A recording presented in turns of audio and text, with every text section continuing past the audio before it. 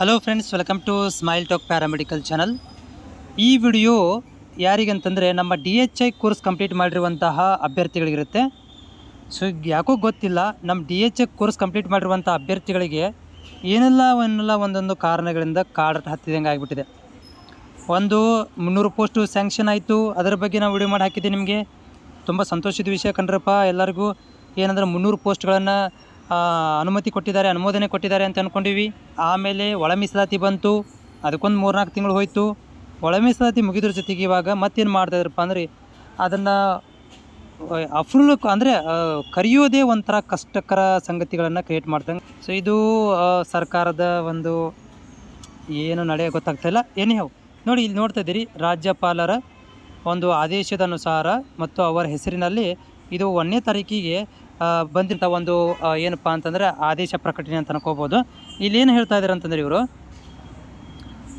ಒಂದು ಆದೇಶದ ತಕ್ಕಂತೆ ಅಂದರೆ ಕಂಟಿನ್ಯೂಷನ್ ಆಗಿದೆ. ಇದೊಂದು ಪೇಜ್ ಇದೆ ಇಲ್ಲಿ.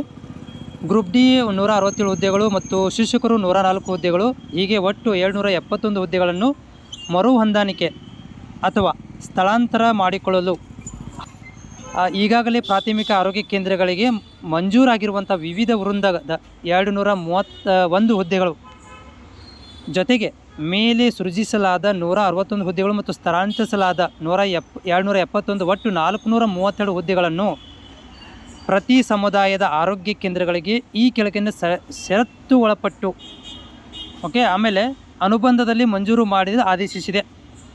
ಅಂದರೆ ಷರತ್ತುಗಳನ್ನು ಒಳಪಟ್ಟು ಅಂದರೆ ಟೋಟಲ್ 432 ಹುದ್ದೆಗಳನ್ನು ಇಲ್ಲೇನು ಮಾಡ್ತಾಯಿದ್ದಾರೆ ಅಂತಂದರೆ ಷರತ್ತುಗಳಿಗೆ ಒಳಪಟ್ಟು ಭರ್ತಿ ಮಾಡ್ಕೊಳ್ಳೋಕ್ಕೆ ಮಂಜೂರಾತಿಯನ್ನು ಅನುಮೋದನೆ ಮಾಡಿದ್ದಾರೆ.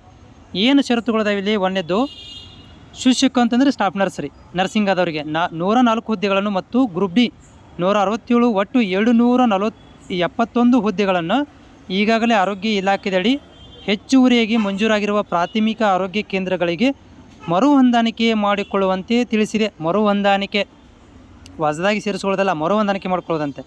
ಆಮೇಲೆ 2ನೇ ಪಾಯಿಂಟು, ವೈದ್ಯರು ಮತ್ತು ಶಿಕ್ಷಕರ ಹುದ್ದೆಗಳಿಗೆ ನಿಯೋಜನೆ ಅಥವಾ ಗುತ್ತಿಗೆ ಆಧಾರದ ಮೇಲೆ ಪಡೆಯುವುದು. ನೋಡಿ, ಮತ್ತು ಸ್ಟಾಫ್ ನರ್ಸ್ಗಳನ್ನು ವೈದ್ಯರನ್ನು ಗುತ್ತಿಗೆ ಆಧಾರದ ಮೇಲೆ ತೊಗೋಬೇಕು ಅಂತ ಹೇಳಿದ್ದಾರೆ. 3ನೇ ಪಾಯಿಂಟು, ಉಳಿದ ಲಿಪಿಕ ಮತ್ತು ಸಹಾಯ ಸಿಬ್ಬಂದಿಗಳನ್ನು ನಿಯೋಜನೆ ಮತ್ತು ಗುತ್ತಿಗೆ ಆಧಾರದ ಮೇಲೆ, ಅಂದರೆ ಅಲ್ಲೇ ನಿಯೋಜನೆ ಮಾಡ್ಕೊರಿ, ಇಲ್ಲಪ್ಪ ಅಂದರೆ ಗುತ್ತಿಗೆ ಮೇಲೆ ತೊಗೋರಿ, ಅಂದರೆ ಇದ್ದವ್ರನ್ನ ಅಲ್ಲೇ ಯೂಸ್ ಮಾಡ್ಕೊರಿ ಅಥವಾ ಗುತ್ತಿಗೆ ಆಧಾರದ ಮೇಲೆ ತೊಗೋರಿ ಅಂತ ಹೇಳ್ತಾ ಇದ್ದಾರೆ. 4ನೇ ಪಾಯಿಂಟು, ಗುತ್ತಿಗೆ ಆಧಾರದ ಮೇಲೆ ಪಡೆಯಲಾಗುವ ಹುದ್ದೆಗಳನ್ನು ವೇತನ ವೆಚ್ಚವನ್ನು 2025-26 ಸಾಲಿನ ಆಯವ್ಯಯದಲ್ಲಿ ಇಲಾಖೆಗೆ ಒದಗಿಸಲಾದ ಅನುದಾನದಲ್ಲಿ ಭರಿಸತಕ್ಕದ್ದು.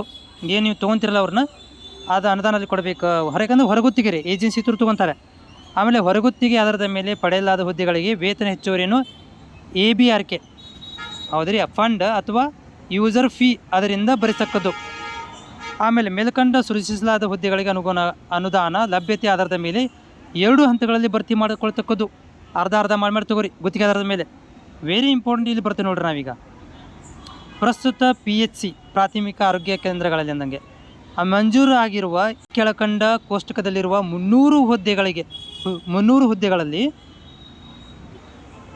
ಖಾಲಿ ಇರುವ ಹುದ್ದೆಗಳನ್ನು ರದ್ದುಪಡಿಸಿ. ನೋಡಿರಿ, 300 ಹುದ್ದೆಗಳಲ್ಲಿ ಖಾಲಿ ಇರುವಂಥ ಹುದ್ದೆಗಳನ್ನು ರದ್ದುಪಡಿಸಿ ಕೆಲಸ ನಿರ್ವಹಿಸುತ್ತಿರುವ ಸಿಬ್ಬಂದಿ ಹುದ್ದೆಗಳನ್ನು ಅವಶ್ಯಕವಿರುವ ಕಡೆ ಮರು ಹೊಂದಾಣಿಕೆ ಮಾಡಿ ಸೂಚಿಸಲಾಗಿದೆ. ಅಂದರೆ ಈಗಾಗಲೇ ಏನಾಗಿತ್ತು, 300 ಹುದ್ದೆಗಳನ್ನು ಸ್ಯಾಂಕ್ಷನ್ ಮಾಡಿದ್ರು.